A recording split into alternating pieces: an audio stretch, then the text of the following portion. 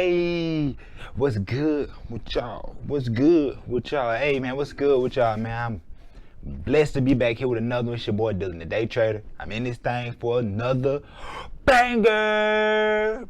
I should make like 3 explosions coming right there. That'd be hard. But I appreciate y'all tuning in, man. I appreciate y'all clicking my face. Look good on it. I appreciate y'all clicking my face, man. So y'all can get some of this knowledge. We still on this basics series. So I found a name for it. Back to the basics, man. Back to the basics. This is part 2. All right. So back to the basics part 2. Today we're going to be breaking down the news that I was telling you guys about before in the previous video. Those are five points. I think it was like 5 of them. I'm gonna be breaking it down today. And we're just going to be able to just get to it, man. Just get to it and just learn something new so you guys can expand your mind, stimulate your mind. Stimulate your mind, Craig. I'm going to stimulate your mind with this knowledge, okay? So, hey, before you keep going to this video, ask God to help you understand and retain this information.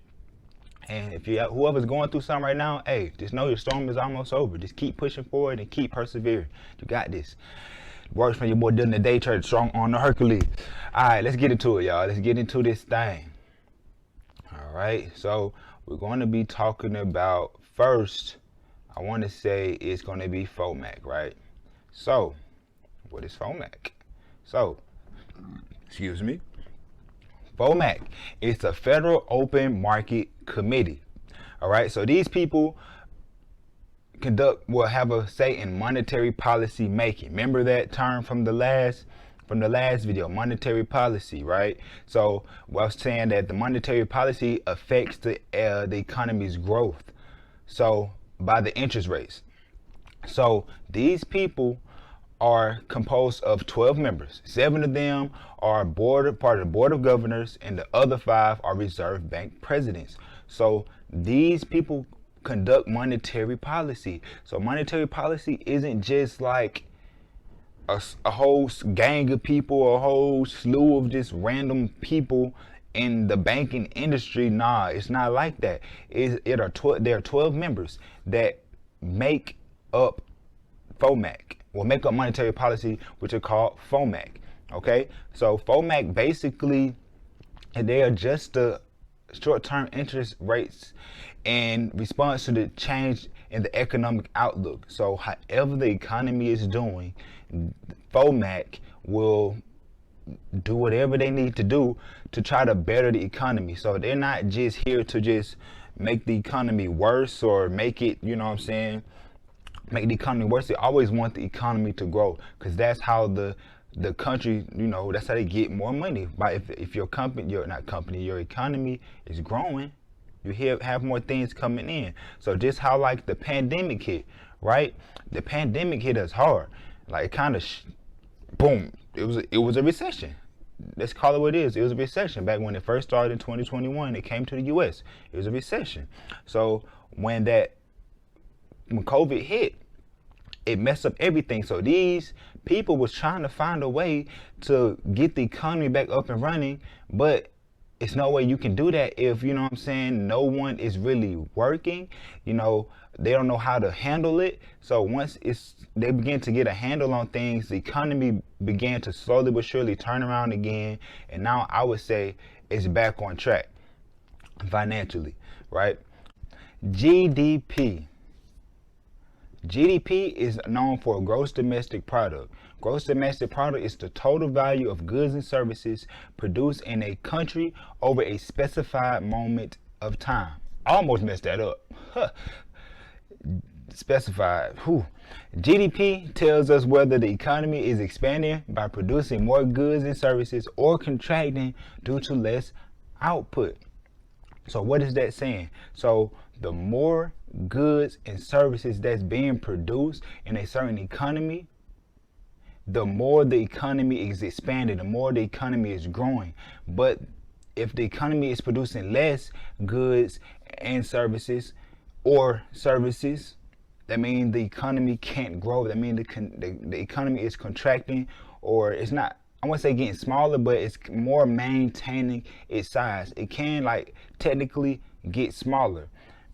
So for example, when the pandemic hit, everybody was buying a lot of toilet paper. I still don't understand why people buying all the toilet paper. Like, if you run out of toilet paper, bro, just go buy some more toilet paper. But I guess if somebody gonna get a lot, supply and demand, that's all that was, supply and demand. So people was buying more toilet paper. So that lets us know, like, okay, what is going on in the economy right now for people to be buying a lot of toilet paper? Okay, boom, we have a pandemic. Okay, people buying, stocking up on more items so they can be prepared just in case. So that is GDP. That's an example of how GDP can play an effect or can play a role in how the economy or how the people in the economy react to certain events. CPI is known as Consumer Price Index. Consumer Price Index measures the change in price of goods and services such as food, energy, housing, clothing, transportation, Medicare, entertainment, and education. So it's not particularly those things like concrete set in stone. Nah, it's just basically a product or service that people buy a lot of, that the majority of us buy a lot of. So that's why I put food, housing, clothing, transportation, because everyone buys food because we have to eat. Everyone has housing because you have to live. Everyone has clothing because you have to, have on clothes. So it's like what you buy like a lot of. And CPI measures the consumer price. So basically it measures the inflation of what's going on in that particular country or economy, right? So what I mean by that, so for example, say if since it measures inflation, so say let's say back in 2000, prices for transportation was at this set price. Now it's 2021. Now it should be up. So if the market is up for like transportation from 2000, when somebody measures CPI, to 2021, it's up by a certain percentage, we say, okay, it is measuring the inflation. So that's what we want in CPI. We want the inflation rate to be higher because that lets you know the economy is growing. The country is growing, right? So this, I'm pretty sure I think this is calculated every year annually, just as GDP is, but I'm not 100% sure about CPI, but I know for sure GDP is updated like every year. Okay. Next, this the one right here. This the one that gets me. This the one right here that I feel is the most important. They're always important, don't get me wrong, because they all have a set in stone, basically, way that they make the market move. But non-farm payroll moves the market, is updated every month. Okay, so non-farm payroll, aka NFP, it measures the number of workers, excluding farm employees, government employees, private household employees, and employees of non-profit organizations. I forgot to put one on here. It also measures proprietors. Okay, so what is NFP? What does NFP do? What does NFP do? It is measured by the Bureau of Labor Statistics, aka BLS, right? So how do they measure this? They measure this by getting the info from private and government entities. So private and government entities is how they get the information. So they survey private and government entities to come up with the NFP report. This report comes out on a monthly basis, like I told you guys before, and it affects the market tremendously. Okay, so what I mean, how do I mean it affects the market? Okay, so NFP comes out not every Friday, first Friday in every month. Okay, so it comes out first Friday every month at 8:30 in the morning, 8:30 a.m. And it's not just, okay, so NFP is just on that first Friday, but that week leading up to that first Friday in every month, it's like a build-up week. It's like a kid in school. They being good for the whole week. They being good. Longest until like every day it's like they get worse and worse. They get worse and worse, get more anxious and more anxious until like Friday comes. And Friday hit. They like, yeah, let's go. They geeked up. They lit.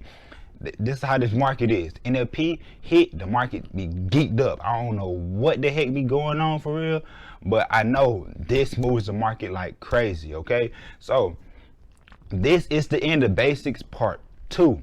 I appreciate y'all for tuning in, man. Make sure y'all give me a nice little thumbs up, like, subscribe if you find my content helpful, and also please share this with a friend so they can find this content helpful as well. I appreciate you guys tuning in. Make sure you guys never give up on what you feel in your heart you should be doing, because if you don't give up, you won't lose, man. Come on, let's get it, man. I appreciate y'all for tuning in. Your boy Dylan the Day Trader. I'm out this thing. Appreciate y'all. Love.